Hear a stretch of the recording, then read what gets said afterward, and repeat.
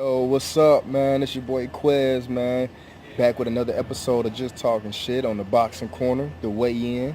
And this is my reaction to the Danny Garcia Shawn Porter fight. Shit, I was a little too tired last night to do a video. And I had to be at work early as fuck this morning, so I ain't really had time to drop my reaction when I wanted to. But I'm on break, and I got time today, baby. Got a lot to get off my mind after that damn fight last night, for real, for real. For starters, congratulations, Shawn Porter, man. I can't lie. That was you definitely did your thing, bro. Personally, I felt like it was a very, very, very close fight. It was a good fight. It was I was a little concerned. I was a little concerned at first. I mean, for one, my prediction held true, like a motherfucker. Shawn Porter definitely worked the hell out of the body. He was the aggressor. At the beginning, it didn't seem that way, though. I thought it was finna be like, well, damn, maybe I shouldn't have been worried. Like, Danny Garcia kind of like had him right where he wanted him, and it seemed like it could have been an actual mismatch at first. But I was wrong. Shawn Porter was just kind of like filling him out.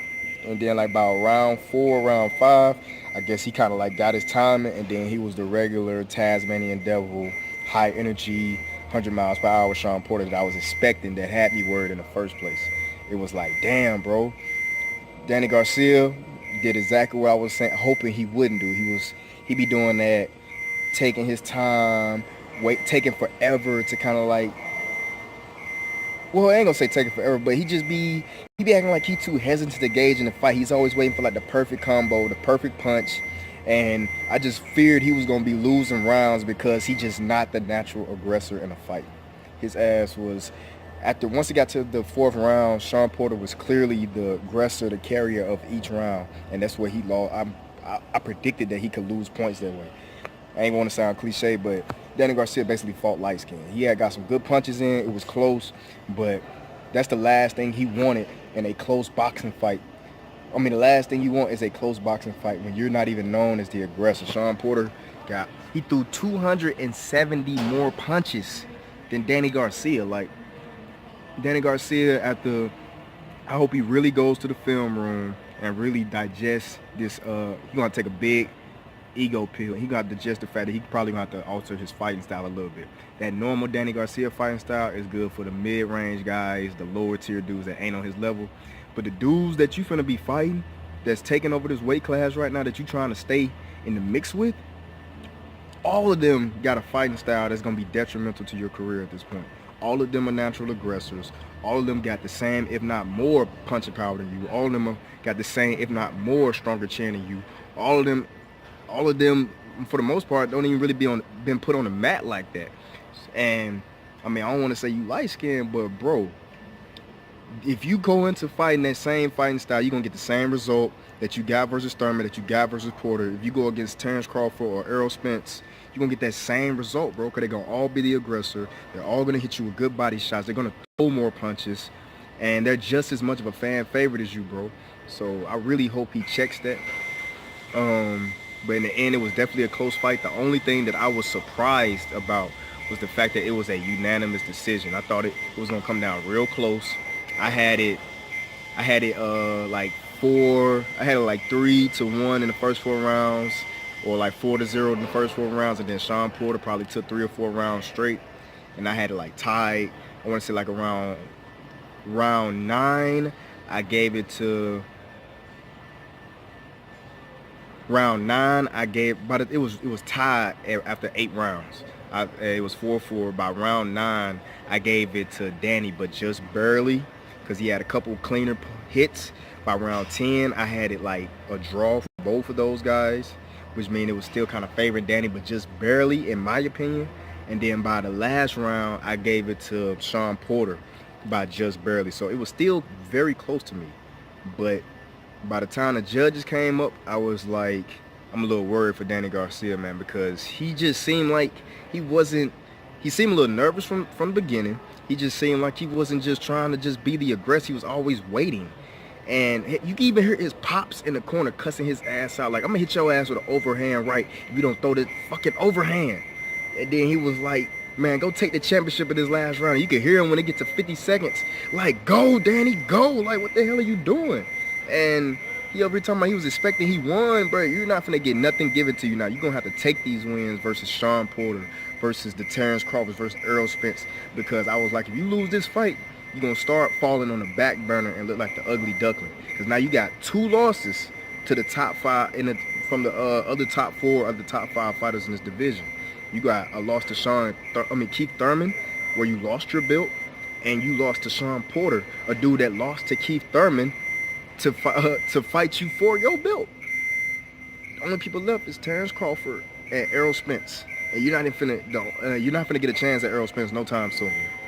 And the only person you might have a chance at is Terrence Crawford because he's the newcomer. But you take an L to him, it's gonna be sad for you. The best thing Danny Garcia could do at this point is to take some time off, like he said, change up his fighting skill, and he's gonna have to regain some #1 contendership. I think the best route he could go at this point is to probably either 2 options. He should no, 3 options after this that can kind of like keep him a little bit in the mix. I'm gonna go from worst to probably best. Worst case scenario option, he could holler at his boy Adrian Broner and have a friendly bout to get another win under his belt, just to kind of like his rebound fight. And then he could start from that fight. He could start trying to fight another main face until he get back in the title mix, like fighting Adrian Broner, and then from that fight trying to take on Terrence Crawford, since he's still technically the newcomer to the division. And then their 2 fights can decide who will fight Keith Thurman, because I will assume at that point Keith Thurman will be ready to fight. So if he fight Adrian Broner first, get the win, he could fight Keith Thurman.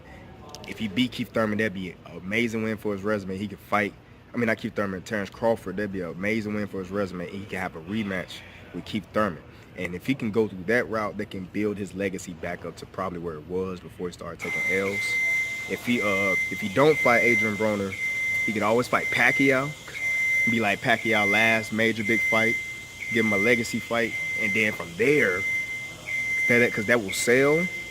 That'll be good for his brand, and then from there he could fight Terrence Crawford, the new hotness. And then if he beat him, he'll be kind of like back, like Danny Garcia's back. And then all he gotta do is just, from that point, is try to go get a belt, and he'll be a #1 contender at that point to fight Keith Thurman again for a good second fight. Because the best thing for Danny Garcia, even though he's taking L's, the only 2 L's he got were very close decisions that most likely could have went either way, but I'm not mad at where they went. Lastly, he could have the Garcia fight. If Mikey Garcia loses to Errol Spence, it could be Danny Garcia versus Mikey Garcia, and that'd be one great fight. And if he beat him, he won't even have to touch Broner again. He won't even have to touch Broner. He could still fight Pacquiao in some legacy fight. That'd be good for his resume, but he probably going to have to take on Mikey Garcia. Shawn Porter, let's face it, man. I'm happy as shit at how this thing ended, bro, because exactly what I expected to happen is about to happen. The domino fell. Now these boys is trying to get the bigger fight. Errol Spence was right in the ring, congratulating him for the win, and he was like, I'm trying to fight you next. Let's unify these fucking belts. Shawn Porter's like, this finna be the easiest matchup ever, because we finna set this shit up and we finna try to have this shit next year. So it's finna be Errol Spence versus Shawn Porter. And I'm telling you, that shit is finna be amazing. And on the other wing, we got Keith Thurman. You need to hurry up and bring your ass back, dog, so you can get in the mix. And once we get this unification fight taken care of, and Danny Garcia get his fucking his path taken care of to get in the mix with either Terrence Crawford or Danny Garcia on this other wing, it's definitely gonna be an ultimate matchup showdown between whoever ends up winning between Shawn Porter and Errol Spence, and whoever ends up taking this belt from Keith Thurman, or if Keith Thurman can surprise me and beat everybody and hold them off. But stay tuned, man. It's definitely getting crazy, bro. I can't wait. Last night was a good fight to set up the future. Just in case you missed the fight, I took the liberty to record Shawn Porter's victory speech and the back and forth he and Errol Spence had after the fight. Check it out. But I'm blessed, and I'm so appreciative to the WBC and everyone for coming out tonight. You've shown us throughout the years the hard work and dedication, the myopic tunnel vision that you have. Yeah. Why did you set your sights on this championship and this title? because this title means a lot to me. It means a lot to boxing. It means a lot to the history, and I wanted to become a part of that. And like you said, the hard work that I display both in the ring on fight night and outside the ring and training, I got to get back to it. There were some things missing tonight, and they won't be missing in the next one. Why did you watch the 87 tape of that great fight between Leonard and Hagler? And he tried it. I knew it was gonna come into play tonight. He tried to out-hustle me mostly at the end of the rounds, and his hustle game was up tonight. He did a tremendous job. The power punches and the ability to keep that onslaught all night long. You said you got a little offended, I think, when I asked you, would you want to make This is exactly what I thought was gonna happen. You decided, I better make this Called wild. this shit. It wasn't necessarily about making it wild. My dad wanted me to stay consistent with the body work, stay consistent with the pressure, and I did my best to box on the outside and also on the inside. I think that was ultimately what got me the victory tonight. Everybody always looks forward, so let's look forward. Errol Spence, possibly Mikey Garcia. Errol Spence is behind me here somewhere. I know they all here tonight. Hello, sir. Oh. And I'm good. The same way that you called out Danny Garcia, I'll call you out. You know what I'm saying? Let's get it on. You got the WBC's belt, I got the IBF belt. We can unify. We're good friends. I love you, Daddy. But let's get it on. Hey, guess what, y'all? This gonna be the easiest fight to make in boxing right here. What is your assessment of what you saw? Oh, nigga. Hey. Like he always do. And his dad got him ready with Barry Hunter. But like I said, I feel like I'm the best welterweight in the division, and I want this fight. I'm the IBF champion of the world. I'm Earl Spence Jr. I'm the truth. And I guarantee you, I'm going to come home with the WBC belt and be the unified champion. And would you like this fight next? I definitely like that fight next. I love that fight for next year. All right. Hey. Do a little word. No, but you're much calmer now than when you came into this ring chasing Danny Garcia. And he did a great job. Congratulations, man. See you soon, huh? Oh, yeah. All right, let's bring it. There you go. We have a lot to look forward there. Danny, tremendous fight by you. The accuracy, 46. Damn, dog. I was hoping this wouldn't happen to your ass, but you about to fall out the mix, my nigga. First of all, I want to thank God. I want to thank my parents for coming out. I want to thank my team, my dad, Andrew Garcia. You can always try to fight Pacquiao, bro. That'll be clutch. Al Heyman, Showtime. Get you back in the mix a little bit. I thought I did enough to win. You know, it's a close fight. I thought I did enough to win. You can't keep losing these close fights, bro. Just because you being the less aggressive one. Let's go through a few things here. Were you hurt by any of the headbutts, and did it cause any problems for you? Bust my head on the side right here. Right, we can see that here. And your nose. Yeah, a couple hammers on my nose. Did that affect the outcome? Nah, not really. I was prepared for it, but it is what it is. What can I say? You had to withstand this onslaught, but you knew what was coming. You know that he wants to make this into the fight that it became. And while you were much more accurate, he drew 270 plus more punches. 270 more punches than you, bro. It's that light skin shit, bro. You know, he was throwing a lot, but it was just a lot on the inside. I had my defense tight, so it wasn't effective. That shit can brainwash judges. I thought I won this fight. What would you like to do and see have happen next? You know, I don't know. I gotta sit back, relax, and see what's next to me. Danny, appreciate your time. Terrific fight. Thank you. I want to thank all my fans around the world for supporting me. Definitely appreciate y'all giving me y'all time today. We're looking forward to future fights. If you like the video, man, please give me a thumbs up. If you got some commentary that you would like to share yourself, drop them in the comment boxes below. And if you want to catch my next video, man, please hit that subscribe button so you can get alerted the next time I drop a video. I plan on talking about Shawn Porter and Errol Spence. Well, when's the best time for their fight? What should be some also good possible fights in the division now that these dominoes are starting to fall.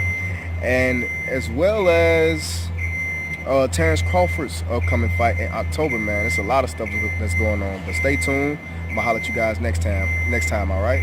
Stay blessed.